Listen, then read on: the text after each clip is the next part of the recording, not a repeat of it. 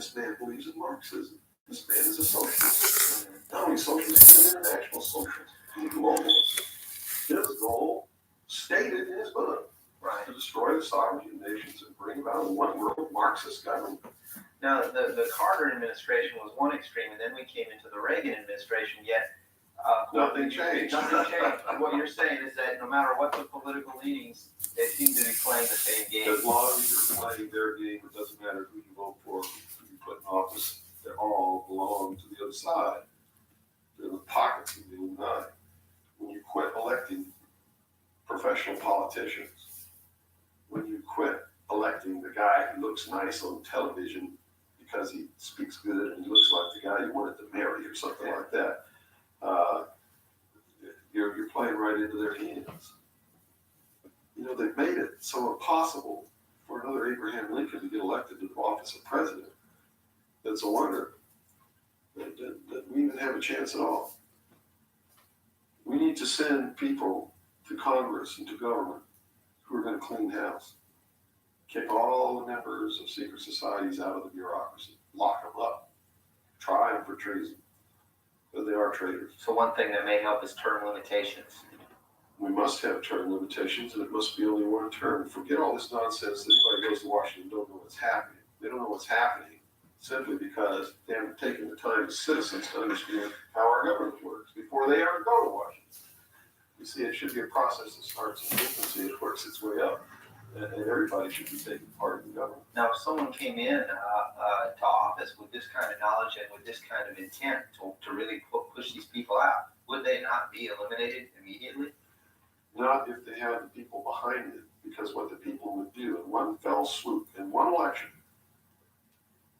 would elect people who never served in government before, kick the incumbents out, send citizens to Washington. And here's the way it has to be done.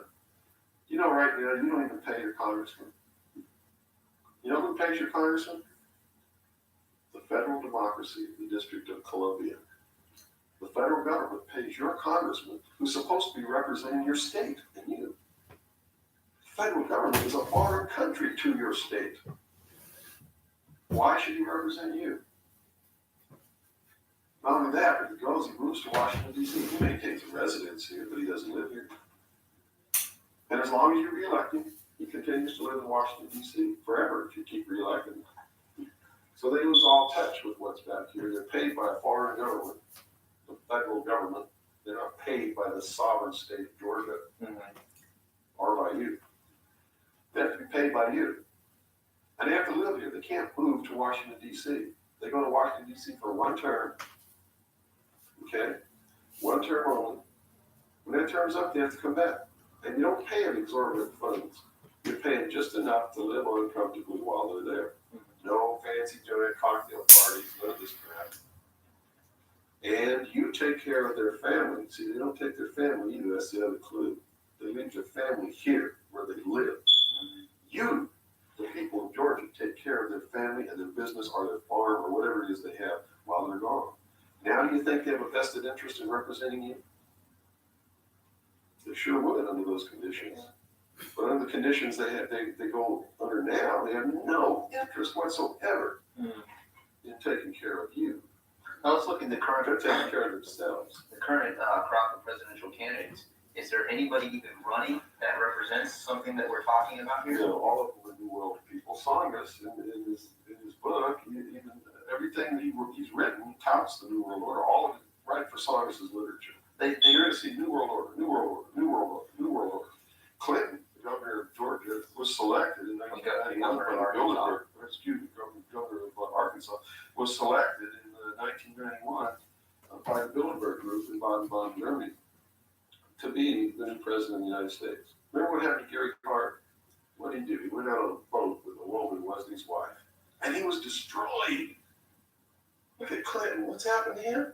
Nothing. The press is on his side. They're helping the guy. You know why? Because he was chosen by the people who own the press to be the next president of the United States. I don't know if he will be or not. That's up to the American people. But if they get their way, he will be.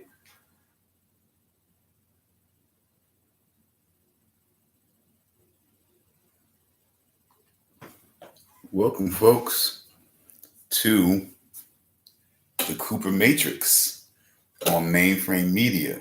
This is the Night Owl episode because it's after 12. Normally, I'd be doing the Night Owl Lounge on Delinquent Studios channel, but decided to switch it up, do some multiverse shit, and do a little bit of the Cooper Matrix in a different way, sort of in the Night Owl Lounge style, giving you a little bit of video clip here and there, maybe another one while we're doing this. But this right here, this particular video clip was published on February 17, 2018 by Buddy Higgins. So if you want to see some more Buddy Higgins stuff, possibly, please go look for Buddy Higgins. And check out his stuff. He seems to be doing pretty well as far as subscribers goes. But definitely check him out. I just wanted to give you a little something to start off with, folks. And again, welcome you to the Cooper Matrix. Let me bring it back up a little bit here since I gave the proper credit, the proper tribute, I guess you could say. Let's bring him up. Let's bring it back a little bit here. There we go.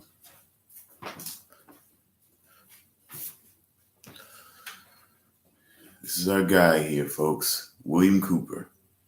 Subject of our stuff. He was already talking about Clinton. And it even got me for a minute there, folks. Let me see if we can. Damn you, this lighting.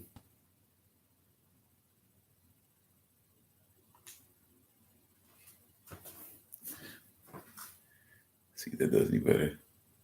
A little bit, not much. But anyway, for those of you who might have been wondering, what was he talking about when he was talking about Clinton and things like that and the press being on his side and everything like that? What he's talking about, folks, is that even before Monica Lewinsky, there was another. Was that Jennifer Flowers? Was he Jennifer Flowers? I don't do a whole lot of, political booty calls and shit like that to keep it out of my mind. But I believe there was at one point in time, excuse me, an alleged affair. I believe Jennifer Flowers was the one. So how are we blending? So real quick, how are we blending the Cooper Matrix with the Night Owl Lounge? Well, you see one part. Here's another that we're blending in with here, but we're still bringing this. And like I said, the video clips being highlighting, a comedian or someone that I greatly respect is highlighting a bulldog throwback journalist that I greatly respect, is sort of like a mentor to me from afar, I guess you could say. So guess we'll go ahead and really quickly do what I said I was going to do because, not about bullshitting here. So let's go ahead and get that taken care of very quickly. So let's get to the end of chapter 1. Let's get through very quickly the factors. We got to get through those factors real quick. Okay, enforcement as far as the breaking up of the family and how the family plays its part into that, how all the factors play their parts. Factor 1, as in every social system approach, stability is achieved only by understanding and accounting for human nature, action-reaction patterns. A failure to do so can be and usually is disastrous. As in other human social schemes, one form or another of intimidation or incentive is essential to the success of the draft. Physical principles of action and reaction must be applied to both internal and external subsystems. To secure the draft, individual brainwashing, programming in both the family unit and the peer group must be engaged and brought under control. Factor 2, father.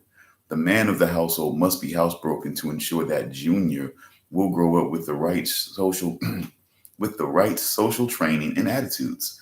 The advertising, media, etc., are engaged to see it that father to be is pussy whipped before or by the time he is married. He is taught that he either conforms to the social notch cut out for him or his sex life will be hobbled and his tender companionship will be zero. He is made to see women, he's made to see that women demand security more than logical, principled, or honorable behavior. By the time his son must go to war, father with jelly for a backbone will slam a gun into Junior's hand before father will risk the censure, the censure of his peers or make a hypocrite of himself by crossing the investment he has in his own personal opinion or self-esteem. Meaning, basically, if he's always talked a bunch of bullshit about standing up for this country and being of service and being a tough guy, you wouldn't want to be all of a sudden the guy who's acting like he doesn't want his son now joining in the military now. So there you go with that. Junior will go to war or father will be embarrassed. So Junior will go to war, the true purpose notwithstanding. Factor 3, mother. The female element of human society is ruled by emotion first and logic second. In the battle between logic and imagination, imagination always wins, fantasy prevails, maternal instinct dominates so that the child comes first and the future comes second. A woman with a newborn baby is too starry-eyed to see a wealthy man's cannon fodder or a cheap source of slave labor. A woman must, however, be conditioned to accept the transition to reality, when it comes or sooner. As the transition becomes more difficult to manage, the family unit must be carefully disintegrated. And state-controlled public education and state-operated child care centers must become more common and legally enforced so as to begin the detachment of the child from the mother and father at an early age. What's going on with me tonight? I'm sorry, folks. Inoculation of behavioral drugs, Ritalin, by the way, can speed the transition for the child. Mandatory. Caution, a woman's impulsive anger can override her fear. An irate woman's power must never be underestimated, and her power over a pussy-whipped husband must likewise never be underestimated. It got women to vote in 1920. That's what he wrote down for. Excuse me for a second, folks. It's Night Owl Lounge. We have to break up some riffraff out in front of the lounge.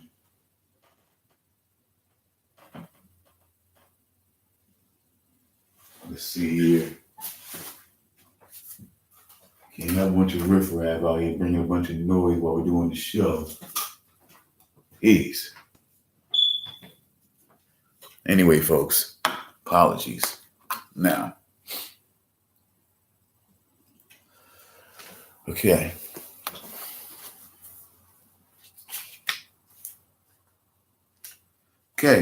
In fact, factor 4, Junior himself, the subject, the lead of the story himself.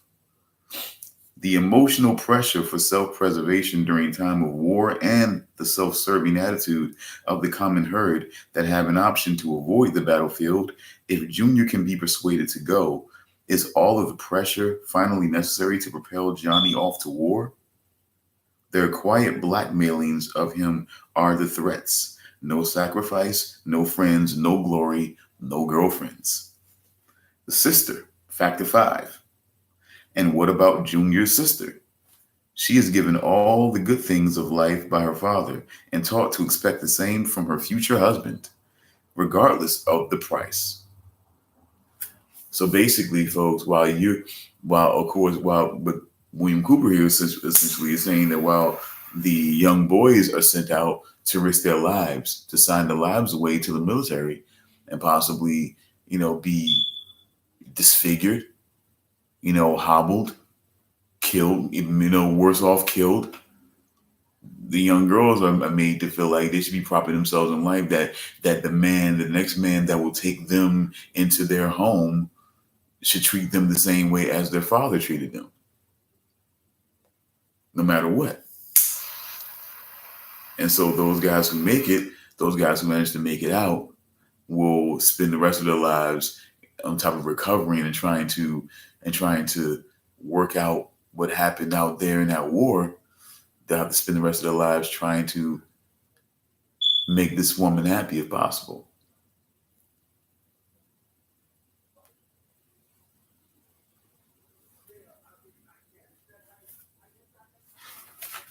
Okay, folks, we might have to make a quick music break because we got to get some riffraff away from the house, folks. So let's see what we might can do here. Something stride across the Sahara, possibly. Let's do that. Let's try stride across the Sahara and see how that works out.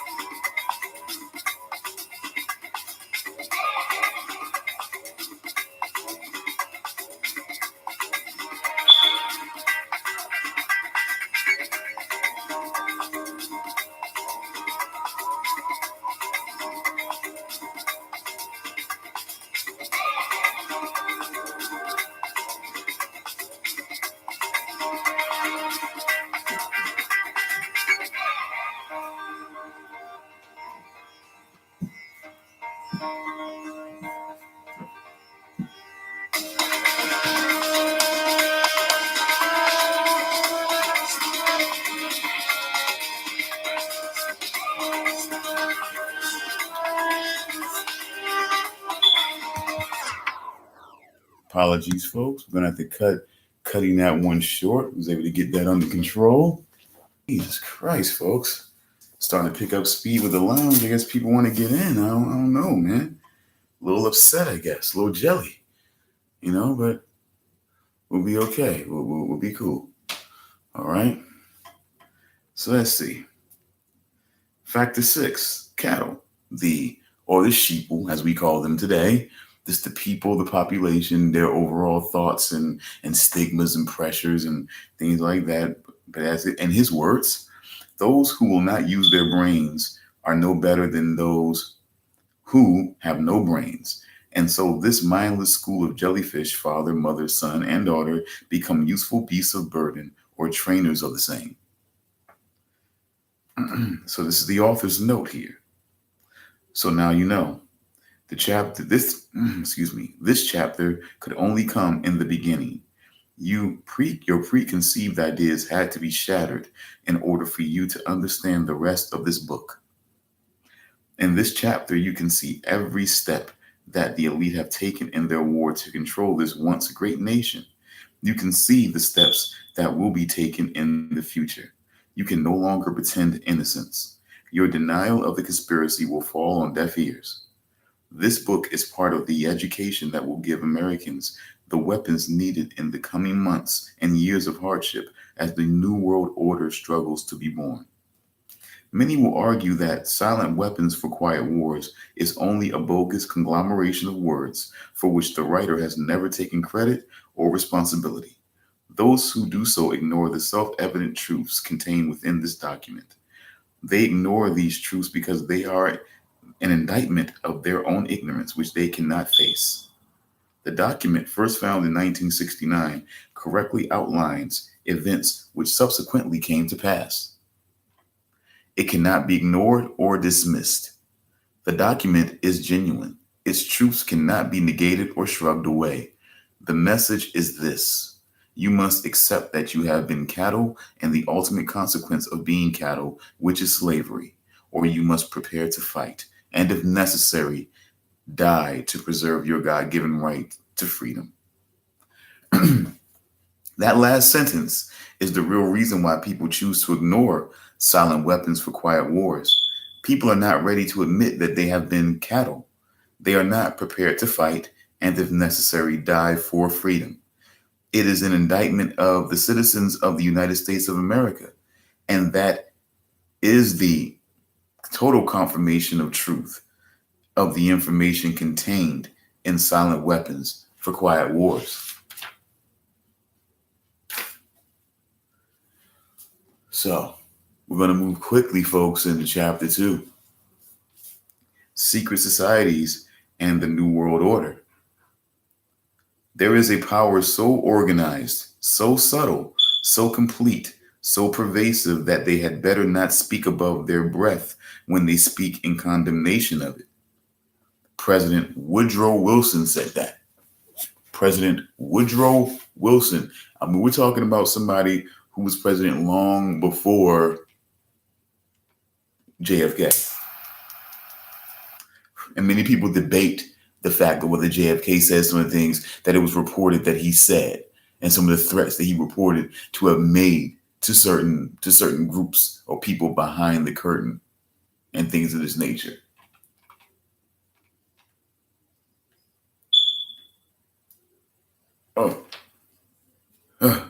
Sometimes it can be frustrating.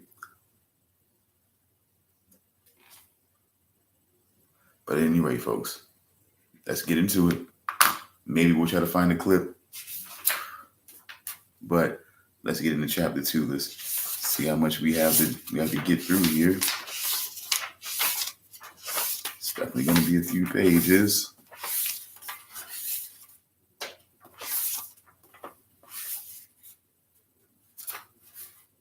Yeah, there's going to be a few pages, so we may want to try to jump into it.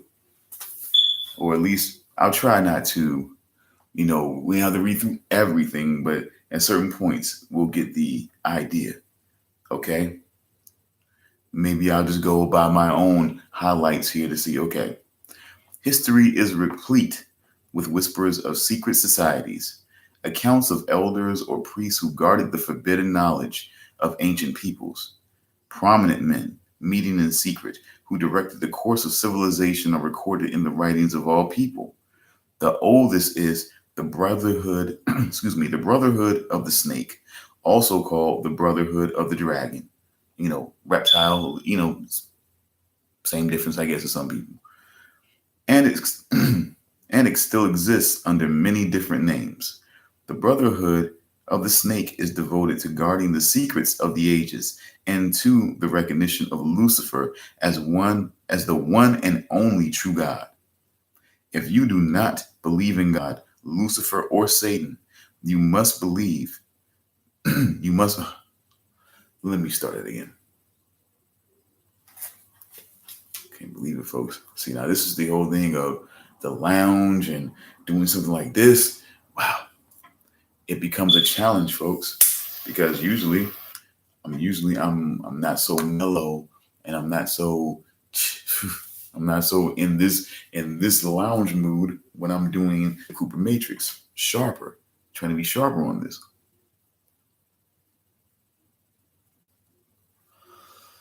But when we're doing the multiverse switch up, this is what we can just do sometimes, and we got to get through it. But we will get through it. So let me try this again. Okay. If you do not believe in God, Lucifer, or Satan, you must understand that there are great masses of people who do. I do not believe in racism, but millions do. And their beliefs and actions are based upon those beliefs. And their beliefs and actions are based upon those beliefs will affect me. Same thing, same here. It's what it is, folks. You may not feel that I've grown up with white friends, Latino friends, Filipino friends.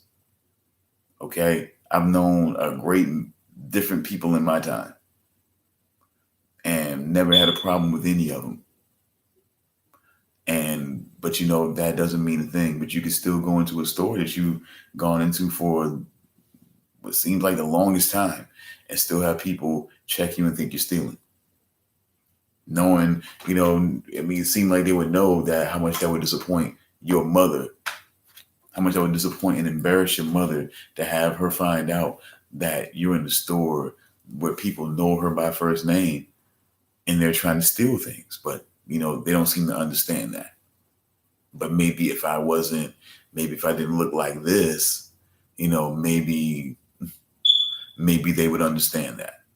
But I was still a little kid and, all those people around, why would I be trying to take a chance like that when honestly, like I said, the candy was cheap enough to where I could buy it and not have to worry about stealing it. My mom always let me use the change to buy candy and what I wanted anyway, so it was never a big deal. But, that's what I'm saying. You could grow up feeling a certain way about people, and then you could still have your eyes open to how other people feel about you or feel about race relations and things like that.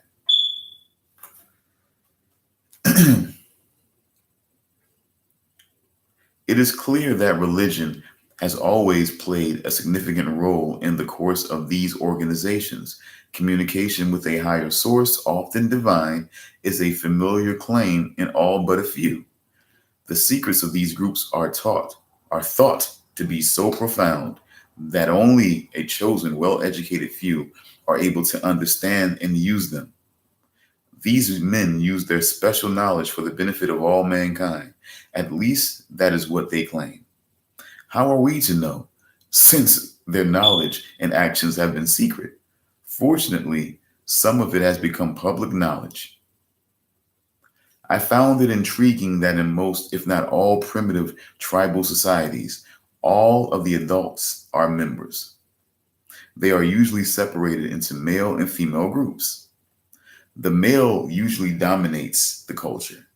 Surprisingly, this exactly resembles many civilized secret societies. This can only mean that the society is working not against established authority, but for it. In fact, could be said to be actually be the established authority. This would tend to remove the validity of any argument that all secret associations are dedicated to the destruction of properly constituted authority. This can only apply, of course, where the secret society makes up the majority or entirely of any people which it affects. Only a very few fall into this category. Secret societies, in fact, mirror many facets of ordinary life. There is always an exclusivity of membership, with the resultant importance attached to being or becoming a member. This is found in all human endeavors, even those which are not secret, such as football teams or country clubs. This exclusivity of membership is actually one of the secret society's most powerful weapons. There is the use of signs, passwords, and other and other tools. These have always performed valuable functions in man's organizations everywhere. The stated reason, almost always different from the real reason for society's existence, is important. It can be anything, but is usually fraternal and is found in all pressure groups wherever people congregate. The comradeship is especially important. Sharing hardships or secrets has always been a special thrill to man. No one who has ever undergone the rigors of boot camp is ever likely to forget the special feeling of belonging and comradeship that was shared between the victims of the drill sergeant or company commander. It's an emotion born of initiation. It is an emotion born of initiation.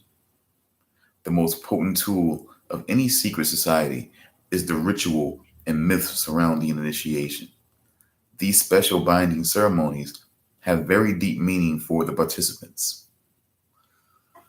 Now, see, I will say this. It's not an exact science though. As someone who was in the military themselves, who fell temporarily into the pressure of, I want to pay for college. How am I going to pay for college? I don't want to go into debt. How am I going to pay for college? All right when you're a junior year, all of a sudden you're staying after school for these programs, and all of a sudden you got this recruiter for the Army National Guard. So it's not like being in the Army. You're in the Army National Guard 1 weekend a month, 2 weeks a year, they tell you. You go in, you pay for college, but it's this thing though. Even though you're doing 1 weekend a month, 2 weeks a year, you're still going to the same boot camp, the same basic training as everybody else. And then you're sitting there, you're getting made fun of, you're getting berated, you're getting degraded by the drill sergeants who know you're there. If more than likely, if you're in the Army National Guard, you motherfuckers are out here, trying to pay for college. Fuck you. It's like, what the fuck, man? Why would you give that as an option and then send us here to be made fun of like we're pussies? Excuse me, ladies. See, try not to be political. I try not to act like I have to be so politically correct. But, I think I did read one statement that when you think about what vaginas go through, they are very much a tough body part. I do have to say. The balls, although you try to act like it's a thing that's makes a male in a way, but it's like they're sensitive.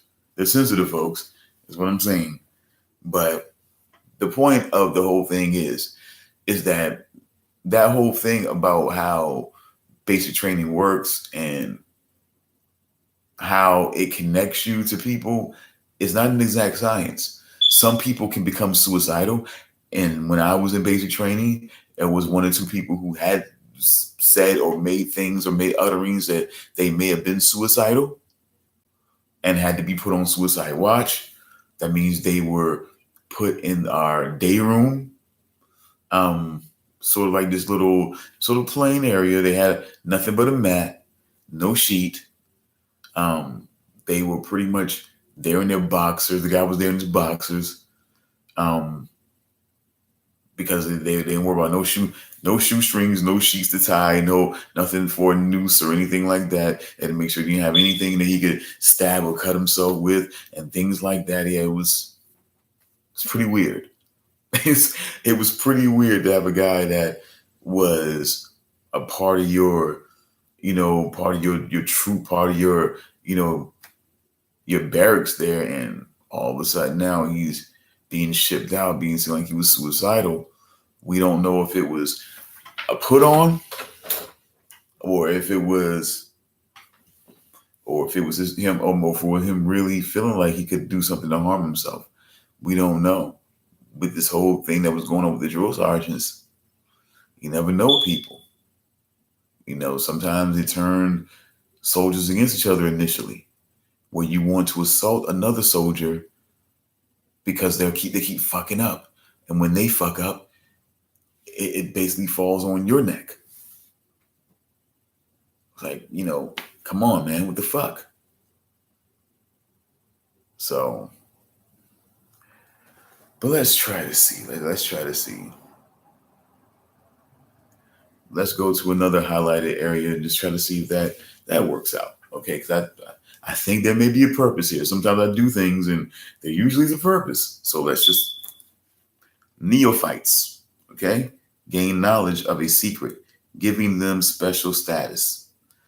The ancient meaning of neophyte is planted anew or reborn.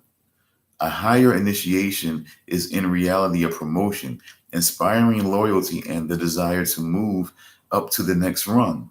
The goals of the society are reinforced, causing the initiated to act toward those goals in everyday life. That brings about a change in the political and social action of the member. The change is always in the best interest of the goals of the leaders of the secret society. The leaders are called adepts. This can be best illustrated by the soldier trained to follow orders without thinking. The result is often the wounding or death of the soldier for the realization of the commander's goal, which may or may not be good for the overall community. Initiation is a means of rewarding ambitious men who can be trusted. You will notice that the higher the degree of initiation, the fewer the members who possess the degree. This is not because of the other, it's not, excuse me, apologize. This is not because the other members are not ambitious, but because a process of very careful selection is being conducted. A point is reached where no effort is good enough without a pull up by the higher members. Most members never proceed beyond this point and never learn the real secret purpose of the group. The frozen member from that point serves only as part of the political power base, as indeed he has always done. You may have guessed by now that initiation is a way to determine who can and cannot be trusted. A method of deciding exactly who is to become an adept may be decided during initiation by asking the candidate to spit upon the Christian cross. If the candidate refuses, the members congratulate him and tell him, "You have made the right choice," as a true adept would never do such a terrible thing. The newly initiated might find it disconcerting, however, that he or she never advances any higher. If instead the candidate spits upon the cross, he or she has demonstrated a knowledge of one of the mysteries and soon will find him or herself a candidate for the next higher level. The mystery is that religion is but a tool to control the masses. Knowledge or wisdom is their only God, through which man himself will become God.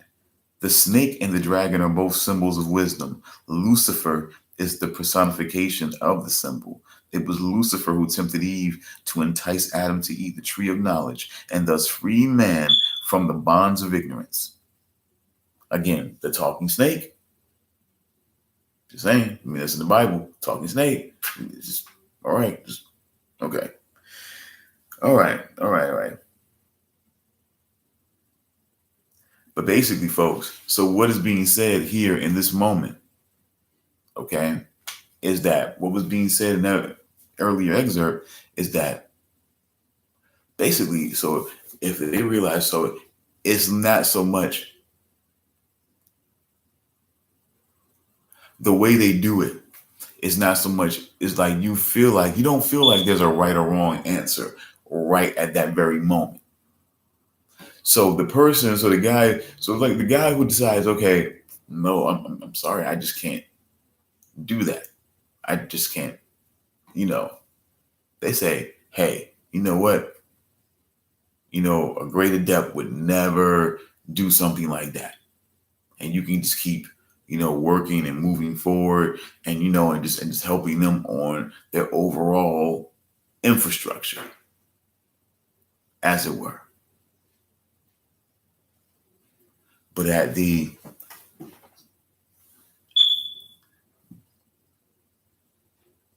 let's keep in mind that when it comes to moving up higher, you probably will not be able to, you probably not get that nod. It's pretty sad in a way. But let's see here. Oops. Okay, folks. Maybe I'm getting a little jumpy. Do apologize. Maybe I'm getting a little jumpy there. It's, it's not a horror movie, but it's reading here, folks. Okay? I mean, it may not be every conspiracy you ever thought of, but I mean, he damn sure tried. He damn sure tried in this book. He damn sure had to cover almost every conspiracy theory that you might have had. But let's just try to see. Let's try to map through my highlights here. Okay, the open friendly secret society, the Vatican, actually ruled most, if not all, of the known world at one time. But most secret societies, okay, the early Christians were a secret society because Roman authorities considered them from the start Christianity from the start to be dangerous to imperial rule. The same was true of the followers of Islam. So Islam and Christianity, both very fanatical, religions, both were secret societies at one time and were seen as dangerous to imperial rule at one point. So, all right, but let's see.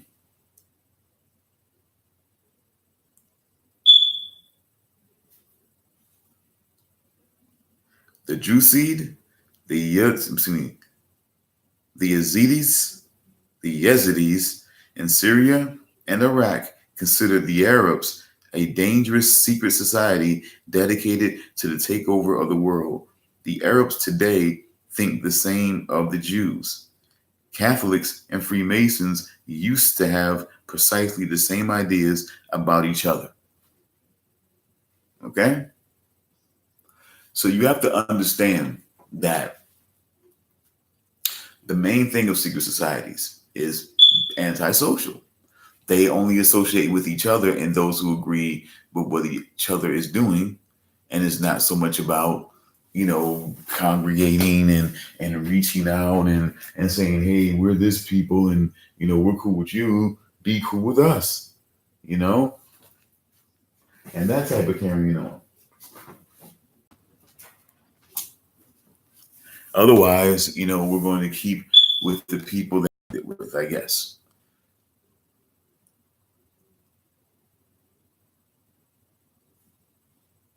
All right. Hopefully everything is still working out here. But let's just see.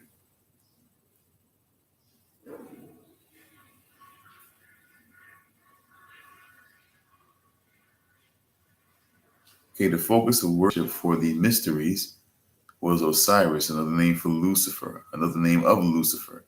Osiris was the name of a bright star that the ancients believed had been cast down onto earth. The literal meaning of Lucifer is bringer of light, or the morning star.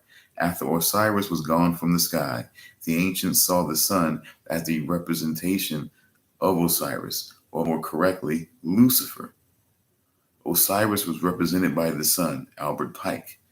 How art thou fallen from heaven, O Lucifer? Isaiah 14:12. It is claimed that after Lucifer fell from heaven, he brought with him the power of thinking as a gift for mankind. Fred Giddings, Symbolism and Occult Art.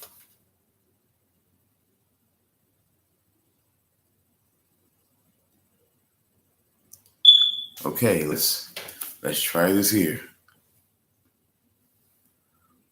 The ancient Egyptian word for pyramid was Kuti, which meant glorious light, Mr. Hall says also. The pyramids, the great Egyptian temples of initiation. According to many, the Great Pyramids were built to commemorate and observe a supernova explosion that occurred in the year 4000 BC. Dr. Anthony Hewish, 1974 Nobel Prize winner in physics, discovered a rhythmic series of radio pulses, which he proved were emissions from a star that had exploded around 4000 BC. The Freemasons begin their calendar from AL in the year of light, found by adding 4000 to the modern year. Thus, 1990 plus 4000 is 5990 or 5990 AL in the year of the light. Okay. George Michanowski, excuse me, wrote in The Once and Future Star that the ancient Sumerian cuneiform described the giant star exploding within a triangle formed by Zeta Puppis Gamma Velorum, and Lambda Velorum, located in the southern sky. An accurate star catalog now stated that the blazing star had exploded within the triangle would again be seen by man in 6,000 years. According to the Freemasons' calendar, it will occur in the year 2000, and indeed it will. The spacecraft called Galileo is on its way to Jupiter, a baby star with a gaseous makeup exactly the same as our sun, with a load of 49.7 pounds of plutonium, supposedly being used as batteries to power the craft. When its final orbit decays in December 1999, Galileo will deliver its payload into the center of Jupiter. The unbelievable pressure that will be encountered will cause a reaction exactly as occurs when an atomic bomb is exploded by an implosion detonator. The plutonium, the plutonium will explode in an atomic reaction, lighting the hydrogen and helium atmosphere of Jupiter, and resulting in the birth of the star that has already been named Lucifer. The world will interpret it as a sign of tremendous religious significance. It will fulfill prophecy. In reality, it is only a demonstration of the insane application of technology by the Jason Society, which may or may not even work. They have practiced overkill to ensure success, however, as the documents that I read while in naval intelligence stated that Project Galileo required only 5 pounds of plutonium to ignite Jupiter and possibly stave off the coming ice age. Global warming is a hoax. It is easier for the public to deal with and will give the ruling elite more time before panic and anarchy replace government. The reality is that overall global temperatures are becoming lower, storms are becoming more violent and less predictable. The ice caps at the poles are growing larger. The temperature zones where food can be grown are shrinking. The certification is increasing in the tropics. An ice age is on its way and will occur suddenly. Simultaneously, simultaneously, a vault containing the ancient records of the earth will be opened in Egypt. The return of Lucifer and the opening of the vault will usher in the millennium. A great celebration has already been planned by the Millennium Society to take place at the pyramids in Egypt. According to the January 3rd, 1989 edition of the Arizona Daily Star, President-elect Bush is spending this New Year's holiday at Camp David, Maryland, but in 10 years he may be in Egypt. Organizers of the Millennium Society, excuse me, whew, a lot of reading, good reading, but a lot of reading, folks. Organizers of the Millennium Society, why do I keep doing that? Organizers of the Millennium Society say he's already committed to ushering in the next century at the Great Pyramids of Cheops in Giza. The first secret that one must know to even begin to understand the mysteries is that their members believe that there are but few truly mature minds in the world. They believe that those minds belong exclusively to them. The philosophy that follows is the classic secret society view of humanity. When a person of strong intellect is confronted with a problem which calls for the use of reasoning, whew, that's why I didn't roll another one, folks. That one was good enough. Okay, sorry. When a person of strong intellect is confronted with a problem which calls for the use of reasoning faculties, they keep their poise in an attempt to reach a solution by garnering facts bearing upon the question. But, okay, let's see.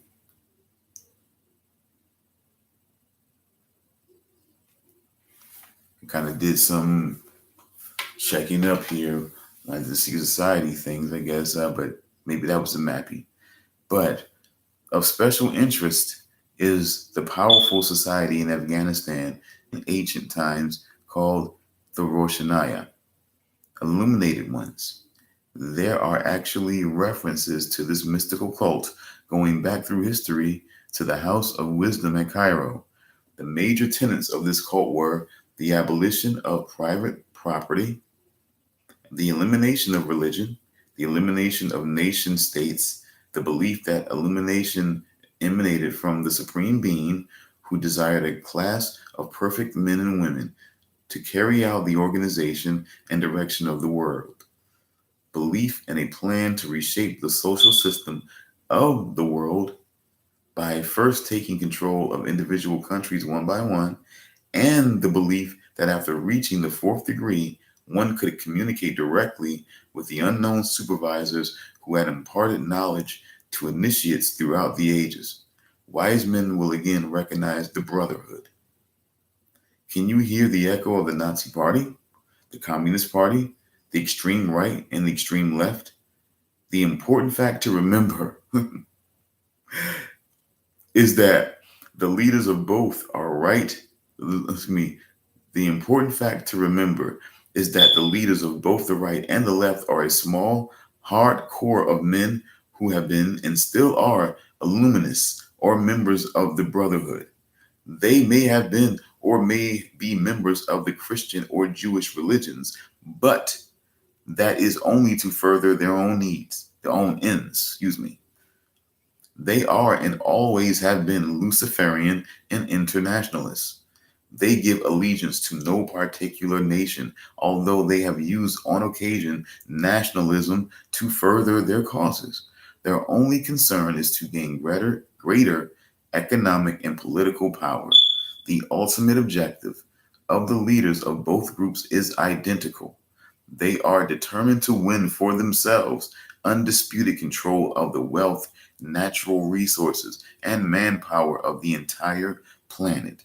They intend to turn the world into their conception of a Luciferian total. Here we go, folks. See, this is why you can't be doing shit when you're having fun and partying and drinking, and can't do that. But anyway, they intend to turn the world into their conception of a Luciferian totalitarian socialist state. In the process, they will eliminate all Christians, Jews, and atheists. You have just learned one, but only one of the great mysteries. The Roshanaya also called themselves the Order. Initiates took an oath that absolved them of all allegiance except to the Order and stated, I bind myself to perpetual silence and unshaken loyalty and submission to the Order. All humanity which cannot identify itself by our secret sign is our lawful prey. The oath remains essentially the same to this day. The secret sign was to pass a hand over the forehead, palm inward, to the countersign. The secret sign was to pass a hand over the forehead, palm inward, the countersign to hold the ear with the fingers and support the elbow cupped in the other hand.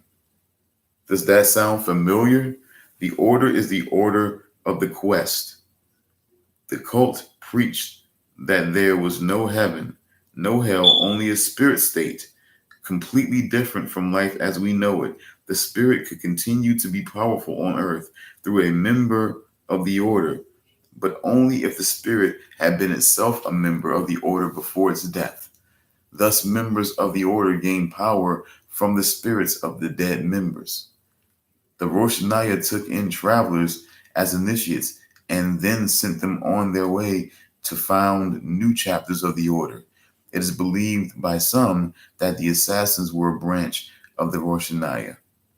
Branches of the Roshanaya, or the illuminated ones, or the Illuminati, existed and still exist everywhere. One of the rules was not to use the same name and never to mention the Illuminati. That rule is still in effect today.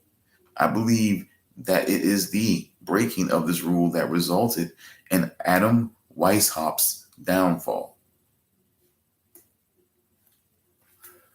Let's see.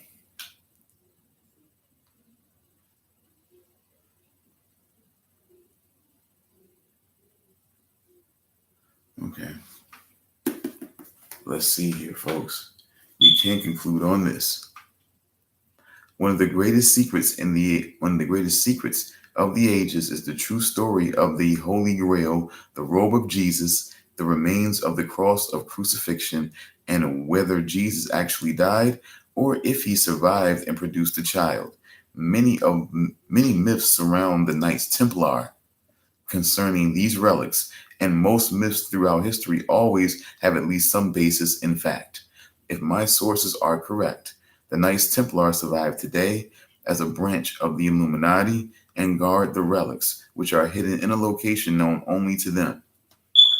We know that the Templars are an Illuminati because of the Freemasons, because the Freemasons absorbed and protected those that escaped oppression.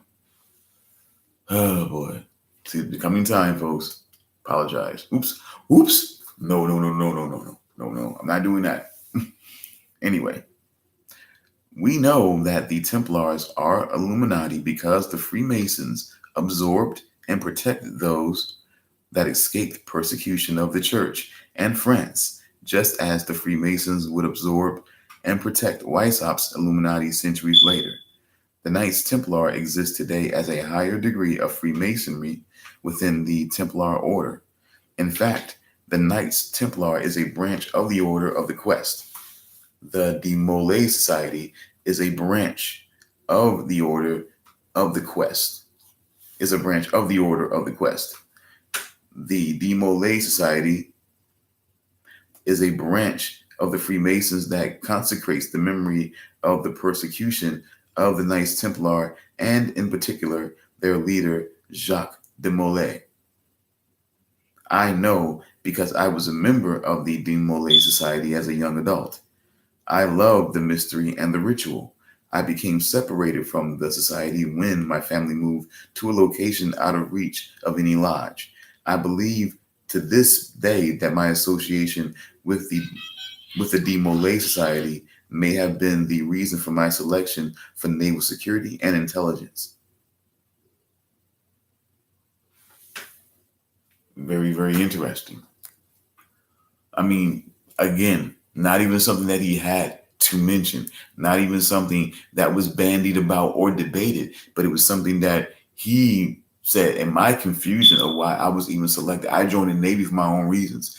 I didn't join it because I knew that I would be selected, or I would be able to move up based on my supposed connections.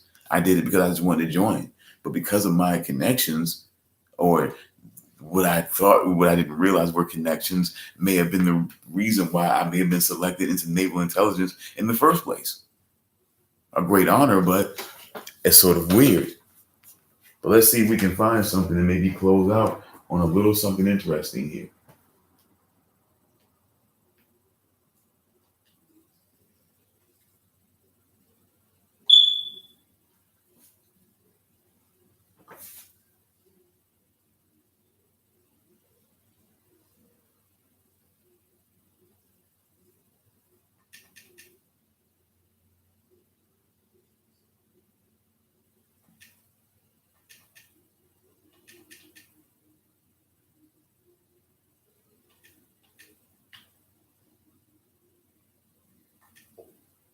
Let's see what this is here.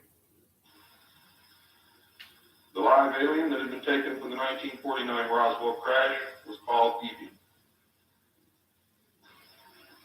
was short for extraterrestrial biological entity, and all aliens are not called EV. EV had a tendency to lie, and for over a year would give only... Hold on a second. I'm not sure if we want to do that. Do we want to go there? Okay, let's go here. Let me just see.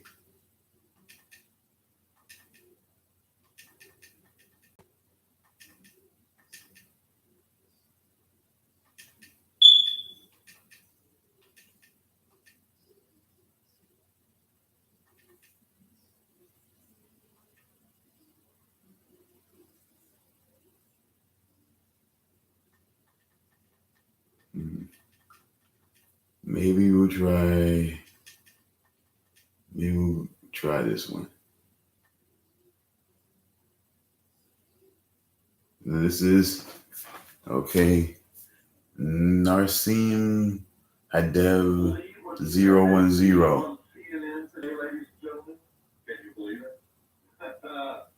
Supposedly, a CNN reporter found Osama bin Laden, took a television camera crew with him, went into Osama bin Laden's hideout, interviewed him and his top leadership, his top lieutenants and colonels, and generals in their hideout.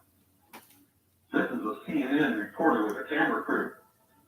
And he came out and told everybody, within 3 weeks, Osama bin Laden is going to attack the United States and Israel. Now, don't you think that's kind of strange, folks?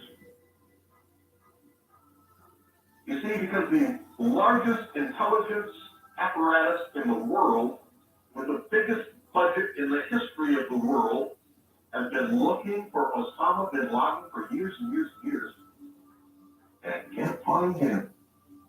A reporter from CNN and his little camera crew got in to Osama bin Laden's secret hideout and conducted an interview. If you don't believe me, tune into CNN. They're probably running it right now as I'm speaking. And if you believe it, you are one of the stupidest jerks that ever lived on the face of this earth. And whatever is going to happen that they're going to blame on Osama bin Laden, don't you even believe it. When in hell are all you people going to wake up?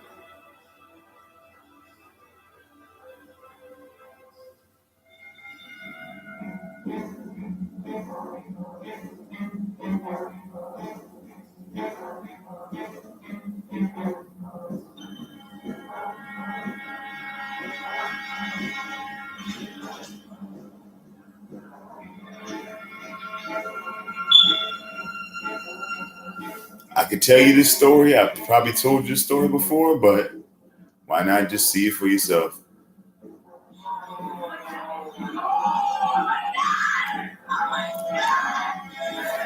Sorry about the lighting, folks. Maybe we need one of them damn shades.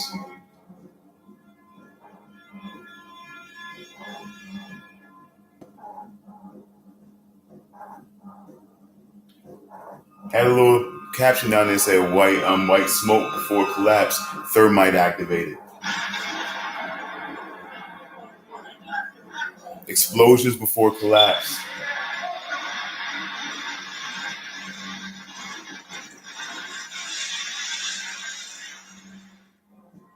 Outer parts remain intact with minor holes blown out, while the core columns are completely blown out.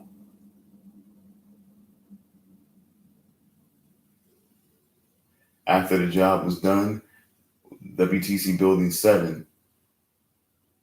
Examination of the building's steel beams and columns could have shown whether explosives had been used to slice them, but virtually all of the steel was removed before it could be properly investigated, then put on ships to Asia to be melted down. It's important for us to not reveal how we collect information. That's what the enemy wants. You have no evidence that the government's behind 9/11, and I frankly think it's an awful thing to allege, considering it's not true, and you haven't proved that it is. It's totally implausible. Like, we would report that if that were true. Illuminati goal number 13, control the press. Because these guys own our government. They print our money, and they own not only the government, but they own you. You are their property.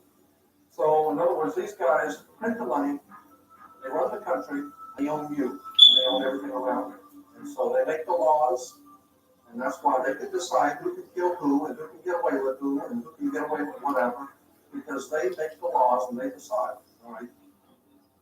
Well, now you go number 14. Agents will come forward after fermenting traumatic situations and appear to be the saviors of the masses. On that day, what did the president say to you? The president, in a very intimidating way, left us, me and my staff, with the clear indication that he wanted us to come back with the word that there was an Iraqi hand behind 9/11, because they had been planning to do something about Iraq from before the time they came into office. Did he ask you about any other nations other than Iraq? No, not at all. It was Iraq, Saddam, find out, get back to me. And were his questions more about Iraq than about Al Qaeda? Absolutely. Absolutely. He didn't ask me about it. And we said, but Iraq had nothing to do with this. And that didn't seem to make much difference. Now they go number 21. Use high taxes and unfair competition to bring about the economic ruin by control of raw materials, oil. Now they go 2 and 3. Preach liberalism and use the idea of freedom to bring about class wars. And we'll continue to work together to achieve peace. That's what we want. Freedom and peace. Look at the Council on Foreign Relations. Many members, in fact, the majority, never serve on the executive committees. They never go through any initiation of any kind. They are, in fact, the power base and are used to gain a consensus of opinion. The majority are not willing members, but are made to feel as if they are. In reality, they are being used and are unwilling or unable to understand. They may have been or may be members of the Christian or Jewish religion, but that is only to further their own ends. They are and always have been Luciferian and internationalists. Quotes from Behold a Pale Horse that I just read to you. They have used, on occasion, nationalism to further their causes. Their only concern is to gain greater economic and political power. The ultimate objective of the leaders of both groups is identical. They are determined to win for themselves undisputed control of the wealth, natural resources, and manpower of the entire planet. They intend to turn the world into their conception of a Luciferian totalitarian socialist state. In the process, they will eliminate all Christians, Jews, and atheists. You have just learned one, but only one, of the FEMA coffins. The people who are running this country from behind the scenes do not care a thing about Americans or bloodshed anywhere. I think we're going to awaken one day to find out that we've all been too relaxed and entertained and watching television and being entertained with all the cares of life, never realizing what is going on in this country. In the secret, ladies and gentlemen, they are at least, very bare minimum, 50 to 100 years ahead, beyond what you can even imagine.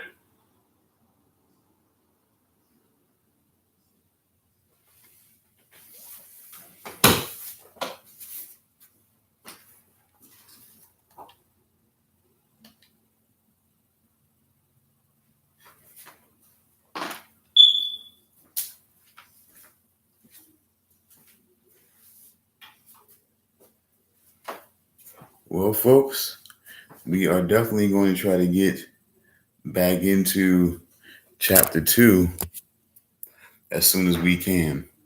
I'll try to, not have it to where it's such a gap in between, when I do these shows, but I am bouncing between Delinquent Studios and getting that built up, which is going pretty well. Thank you for all your support there, and trying to also keep things balanced here. I'm trying to work also some more shows over to here as well, but this is a big to do, but I'm glad that the response is going pretty well. The numbers seem to just keep gradually increasing, so I'm glad for that. So I'm glad for that, and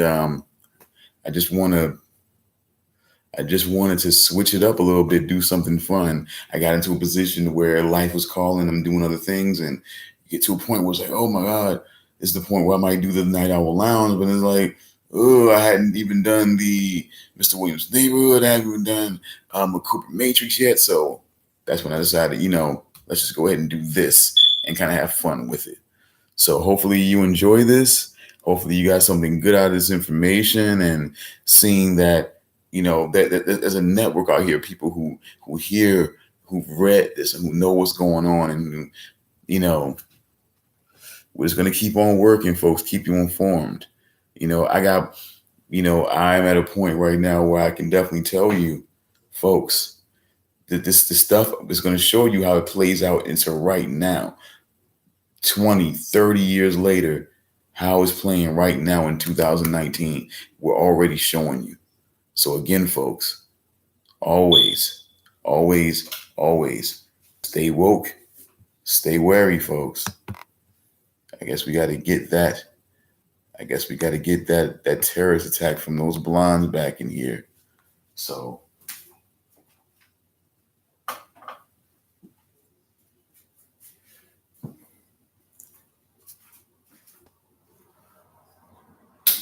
got to go ahead and get the station back up, and I thank you one more time.